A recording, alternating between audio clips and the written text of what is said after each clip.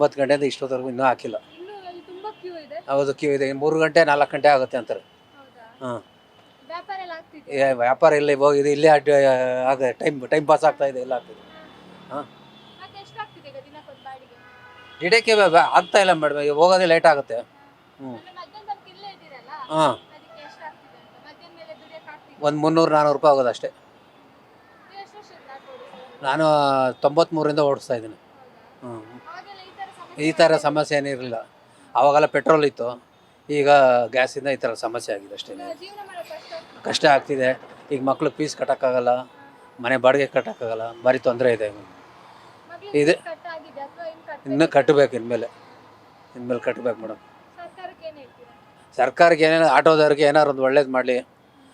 ಸರ್ಕಾರದಿಂದ ಏನು ನಮಗೆ ಬೆನಿಫಿಟ್ ಇಲ್ಲ ಸರ್ಕಾರದಿಂದ. ಇದರಿಂದ ಮಾಡಿದ್ರೆ ನಮಗೇನೋ ಒಳ್ಳೇದಾಗುತ್ತೆ ಅಂತ ನಿಮ್ಮ ಮೂಲಕ ಆಟೋ ಚಾಲಕರಿಗೆ ಏನೋ ಮಾಡಿದ್ರೆ ಒಳ್ಳೇದಾಗುತ್ತೆ ಅಂತ.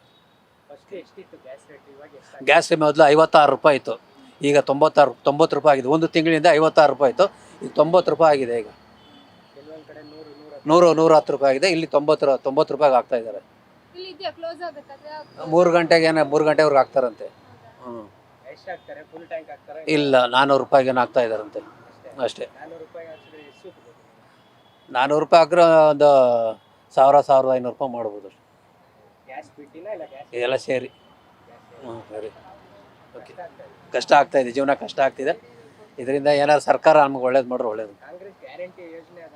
ಅದರಿಂದನೇ ನಮ್ಗೆ ಏಟಾಗಿರೋದು. 10 ಮೇಡಮ್, ಬೆಳಿಗ್ಗೆ 10 ಬೆಳಿಗ್ಗೆ 10ವರೆಯಿಂದ ಏನು ಮಾಡೋಕ್ಕಾಗಲ್ಲ ಸರ್. ಏನು ಹೇಳೋದು ಹೇಳಿ, ಯಾರಿಗೆ ಹೇಳೋದು? ಗಂಟೆಯಿಂದ ಆಯ್ತು, ಒಂದು 10 ದಿನದಿಂದ ಇದೇ ಥರ ಪರಿಸ್ಥಿತಿ ಇದೆ. ಈಗ ಕ್ಯೂ ಅಲ್ಲಿ ನಿಂತು ಹಿಂದೆ ಹೋಗಿದ್ದೀರಾ ಆಟೋಗೆ? ಇದೆ, ಹೋಗ್ತಾ ಇದೀವಲ್ಲ ಮೇಡಮ್. ಏನು ಮಾಡೋದು ಹೇಳಿ, ಈಗ ಬೆಲೆನೇ ಇಲ್ಲ, ಮನುಷ್ಯನ ಬೆಲೆನೇ ಇಲ್ಲ. ಏನು ಮಾಡೋದು ನಮ್ಮ ಅವಸ್ಥೆ? ನಾವು ಯಾರಿಗೆ ಹೇಳೋದು?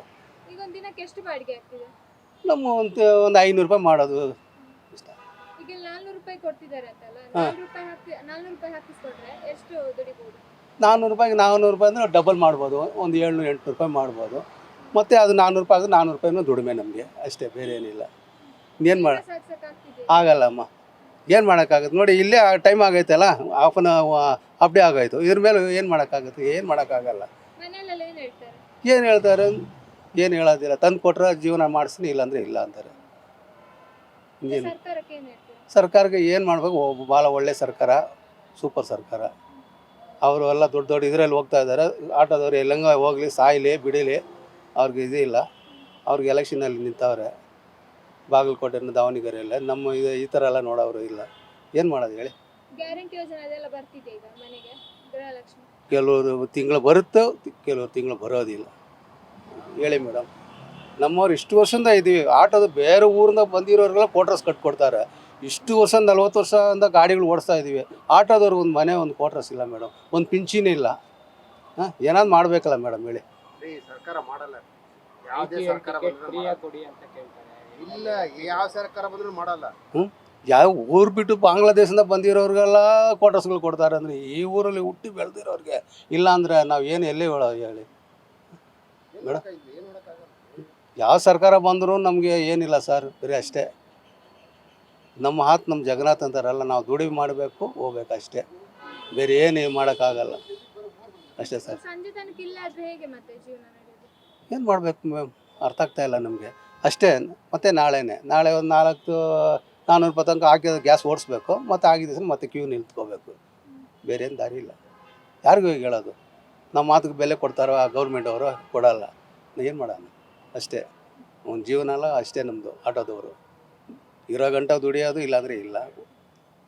ಏನೊಂದು ಸ್ಪೆಷಲಿಸ್ಟ್ ನಮಗೇನಿಲ್ಲ. ಏನಾದರೂ ಒಂದು ಆಟೋದವ್ರ ಸ್ಪೆಷಲಿಸ್ಟ್ ಏನಿದೆಯಾ ಸರ್? ಒಂದು ESC ಇದೆಯಾ?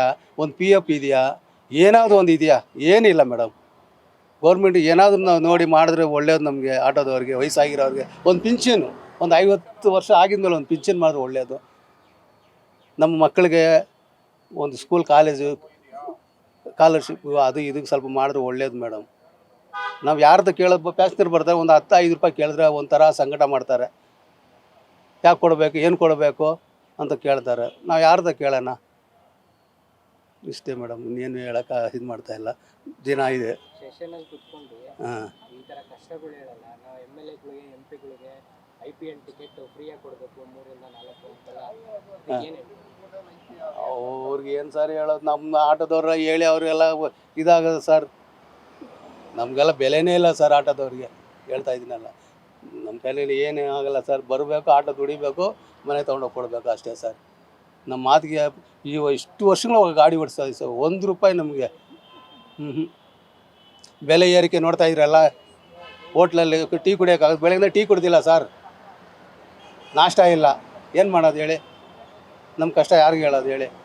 ನೀನು 5 ಕಾಲು ನಿಂತಿದ್ದು, ನೀನು 11:30 ಕಾಯ್ದು ಗ್ಯಾಸ್ ಇನ್ನೇನು ಹತ್ರ ಹೋದ ಒಂದು 40 ಗಾಡಿ ಇರೋ ಟೈಮಲ್ಲಿ ಖಾಲಿ ಅಂದರು. ಏನು ಮಾಡೋಕ್ಕೈತಿ? ಅಷ್ಟು ಜನ ಈ ಥರ ಜನಗಳಿಗೆ, ಒಬ್ಬ ಡ್ರೈವರ್ಗಳಂತ ಭಾರಿ ಅಧ್ವಾನ ಆಯ್ತೈತೆ. ಯಾರು ಕೇರೇ ಮಾಡ್ಕೊಳ್ಳಲ್ಲ. ಈ ರಾಜಕಾರಣಿಗಳು ಏನು ಎತ್ತಂತಲೂ ಕೇಳಲ್ಲ, ಮಾಡಲ್ಲ. ಭಾರಿ ತೊಂದರೆಗಳೈತೆ. ಇವಾಗ ಬೆಳಿಗ್ಗೆ 10:30 ಬಂದು ನಾವು 10:30 ಅಂದ್ರೆ ಇವಾಗ ಏನಾಯ್ತು ನೋಡ್ರಿ, 1:15 ಆಯ್ತರ. ಇನ್ನೂ ಇಲ್ಲಿಂದ ಹೋಗೋಷ್ಟರಲ್ಲಿ ಇನ್ನೂ 2 ಗಂಟೆ ಆಗಿದೆ, 2 ಅವರ್ ಆಗಿದೆ. ಏನು ಸಂಪಾದನೆ ಮಾಡಿ ಏನು ಉದ್ಧಾರ ಆಯ್ತಾರೆ? ಯಾವ ಡ್ರೈವರ್ಗಳಿಗೆ ಏನು ಅಂತ ಹೇಳ್ತಾರೆ, ತುಂಬ ಜನ ಹೇಳ್ತಾರೆ ನಾವು ಅಷ್ಟೊಂದು ಸಂಬಳ, ಅದೆಲ್ಲ ಬರೀ ಸುಳ್ಳು. ಜೀವನದಲ್ಲಿ ಭಾರಿ ಕಷ್ಟ. ಆಟೋ ಡ್ರೈವರ್ಗೆ ಏನು ಫೆಸಿಲಿಟಿನೇ ಇಲ್ಲ. ಈ ಸರ್ಕಾರ ಏನು ಮಾಡ್ಬೇಕಂತ ಏನಿಲ್ಲ, ಏನೂ ಇಲ್ಲ, ಫೆಸಿಲಿಟಿನೇ ಇಲ್ಲ. ಹೇಳ್ತಾನೆ ಇಲ್ಲ ಸರ್ಕಾರ. ಯಾವ ಸರ್ಕಾರನೇ ಏನು ಹೇಳ್ತಾ ಇಲ್ಲ. ಯಾವ ಸರ್ಕಾರ ಬಂದರೆ ಯಾರ ಬರಲಿ, ಎಲೆಕ್ಷನ್ ಟೈಮಲ್ಲಿ ಬಂದರೆ ಅದು ಮಾಡ್ತೀನಿ ಇದು ಮಾಡ್ತೀನಿ ಅಂದ್ರೆ ಯಾರು ಏನು ಮಾಡೋಕ್ಕೋಗಲ್ಲ. ಜೀವನದಲ್ಲಿ ಅವರ ಸಂಪಾದನೆ ಮಾಡಿ ಅವರ ದುಡ್ಕೊಂಡು ಅವರು ಆರಾಮಾಗಿದ್ದಾರೆ.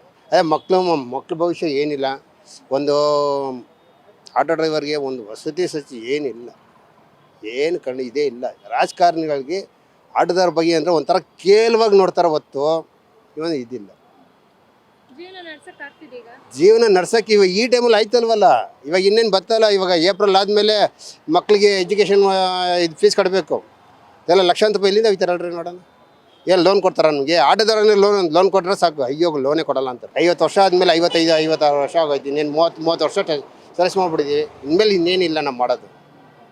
ಎಜುಕೇಷನ್ ಮಾಡಬೇಕಂದ್ರೆ ನಾವು ಎಜುಕೇಷನ್ ಇಲ್ಲ, ಏನಿಲ್ಲ. ಮಕ್ಕಳಿಗೆ ಆಟೋ ಡ್ರೈವರ್ ಮಕ್ಕಳಿಗೆ ಒಂದು ಎಜುಕೇಷನ್ ಕೊಡ್ಬೇಕಂದ್ರೂ ಏನಿಲ್ಲ. ಏನಿದೆ, ಏನು ಸ್ಪೆಷಲ್? ಹಾಂ, ಗ್ಯಾಸ್ ರೇಟು ಆವಾಗ 50-90 ರೂಪಾಯಿ ಇತ್ತು. ಇವಾಗ 90-90 ರೂಪಾಯಿ ಇದೆ. ಒಂದು ಕಡೆ 115 ಇದೆ, ಒಂದು ಕಡೆ 105 ಇದೆ, ಒಂದು ಕಡೆ 135 ಇದೆ. ಇದೆಲ್ಲ ಯಾರು ಕೇಳ್ತಾರೆ? ಯಾರು ಕೇಳೋದಿಲ್ಲ. ಸರ್ಕಾರದವ್ರು ಏನಂತ ಕೇಳಕ್ಕೆ ಹೋಗಲ್ಲ. ಆ ಥರ ಏನಕ್ಕೆ ಬಿಟ್ಟವ್ರೆ ಅಂತ ಗೊತ್ತಾಯಿದ್ದೀರ. ಸರ್ಕಾರ ಅನ್ನೋದು ಏನಕ್ಕೆ ಕೇಳ್ರಿ?